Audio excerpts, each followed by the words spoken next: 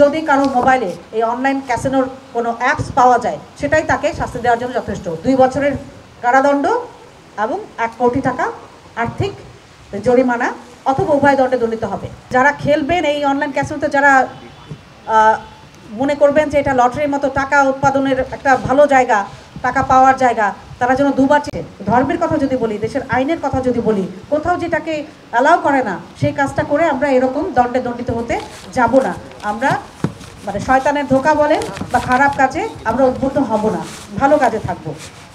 এই জন্য আমার অনুরোধ, আপনার সন্তান সহ আত্মীয় স্বজন যাতে অনলাইন জুয়ায় সম্পৃক্ত না হয় সেই ব্যাপারে নিজেরা সতর্ক থাকবেন, সচেতন থাকবেন, পাশাপাশি আত্মীয় স্বজন এবং সন্তানদেরকে সতর্ক করবেন। মোবাইলে এই জুয়ার অ্যাপস রাখাও অপরাধ। যদি কারো মোবাইলে, আমাদের পুলিশ আজকে রাত থেকে অভিযান পরিচালনা করবে, যদি কারো মোবাইলে এই অনলাইন ক্যাসিনোর কোনো অ্যাপস পাওয়া যায় সেটাই তাকে শাস্তি দেওয়ার জন্য যথেষ্ট। পুলিশ তাকে অ্যারেস্ট করবে, কোর্টে সোপর্দ করবে এবং তারপরে তার যে পানিশমেন্ট, এই যে বললাম 2 বছরের কারাদণ্ড এবং 1 কোটি টাকা আর্থিক জরিমানা অথবা উভয় দণ্ডে দণ্ডিত হবে। এই জন্য সবার মাধ্যমে আমি মেহেরপুর জেলার যারা অধিবাসী আছেন জানাতে চাই, আপনারা সচেতন হয়ে যান। যদি কারো অ্যাপসে থাকে, অনলাইন ক্যাসিনো খেলার জন্য যে অ্যাপস থাকে সেগুলো যদি থাকে ডিলিট করে দেন। আমরা আজকে থেকে অভিযান পরিচালনা করব, ধরা পড়লে তখন আমাদের কাছে অনুনয় বিনয় করে আর কোনো লাভ হবে না। তো এই ব্যাপারে আপনাদের মাধ্যমে আমরা প্রচারণা চাই। যারা এখানে আসছে তারা আগে বলবেন, সাংবাদিক ভাই যারা আছেন, বন্ধু যারা আছেন, তারা এটাকে ফলো করে প্রচার করবেন যাতে সবাই জেনে সচেতন হতে পারে এবং এই মেহেরপুর এই কলঙ্ক থেকে মুক্ত হতে পারে। মেহেরপুরের যারা সন্তানরা আছে, নেক্সট জেনারেশন আছে, তারা যেন এ থেকে বেরিয়ে আসতে পারে। বাংলাদেশের প্রথম ইমিউনিটি বুস্টার সমৃদ্ধ ফ্যান্টাস্টিক হ্যাপি এনার্জি বিস্কিট। আপনার সন্তান যখন বের হয় আপনি খেয়াল করেন সে মোটরসাইকেল চালাবে, এত দামি মোটরসাইকেল দিচ্ছে না, একটা হেলমেট সে পড়ছে কিনা, হেলমেট পরে না। এখন কিছু কিছু পরে, তো কিছু কিছু কেন পড়বে? 100% তো পড়ার কথা। আবার দেখেন এই লোকগুলো যেমন আমার দেশের বাইরে যায়, এক্সাম্পল বানায় না, দৃষ্টান্ত বানায় না, আমরা তো ইচ্ছে করলেই পারি। এটা তো খুব কঠিন কাজ না। আপনি মোটরসাইকেল চালাবেন, আপনি হেলমেট এনশিওর করবেন, এটা ঘর থেকে বলতে হবে, কিন্তু ওয়াইফ হয় হাজব্যান্ডের জন্য বলবেন, কারণ আমাদের যে তার জন্য আন্তরিকতা আপনার বেশি। এটা কার হয়? একদম নিকটতম যারা, তাদের বেশি ক্ষতি হয়। তো আমাদেরও খারাপ লাগে যে ষড়যন্ত্রটা মারা গেল।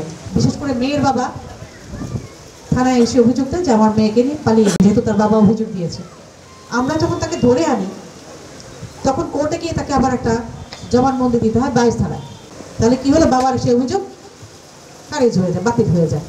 আর এর মধ্যে যদি একটা বাচ্চা প্রডিউস হয়ে যায় তাহলে তো আরো মারাত্মক অবস্থা। ওর দায় কে নেবে, কি করবে? ছেলেদের কিছু হলে এটা নিয়ে কেউ বদা করে না, ছেলে মানুষ কি হবে, একটা করে 4টা বলে সুন্নত হবে। তার মধ্যে এই বুদ্ধিদীপ্ত আচরণ আছে কিনা, সে একটা এজেন্ট আছে, যারা গডফাদার আছে, তাদের লালসার বা প্রতারণার তার শিকার হচ্ছে। লেখাপড়া করতে পারে নাই, তারপরে এদের লালসার শিকার হয়ে বখাটে কারা হচ্ছে, যাদের ওই যে ব্রোকেন ফ্যামিলি, বাবা মা, আমাদেরও ব্যর্থতা আছে, আমরা তাদেরকে সঠিকভাবে গাইড করতে পারছি না। ওর শিক্ষার কোনো পথ আছে কিনা, ভালো কথা বলার, একটু স্নেহ ভরে ডাক দেওয়ার কেউ আছে, যাদের গার্জিয়ান শূন্য শয়তানি বুদ্ধি, যে আমরা একজন ইমপ্রিজন করছি, একজন বড় বড় খারাপ কাজ করতে পারবো। তো দুষ্ট লোকেরা, দুষ্ট ছেলে মেয়েরা খারাপ হওয়া থেকে ভালো পথে আসতেও পারে। এগুলো আমরা একটু চেষ্টা করব। থানায় অ্যাপ্রুভ করবে, সে থানার ব্যবস্থা নেবে। তো এটা যারা জানেন না, আমাদের মিডিয়ার মাধ্যমে আমরা প্রচার করেছি, আরও প্রচার করবো। আমরা 3টা থানায় শুরু করবো। আমরা অলরেডি চালু হয়েছে অনলাইন জিডি করার সিস্টেমটা, কিন্তু আমি আরেকটু অফিসিয়ালি 3টা থানাতে ভিজিট করে, আপনার থানায় ভিজিট করে পুলিশের সেবা মেইনলি পাওয়া যায় থানা থেকে।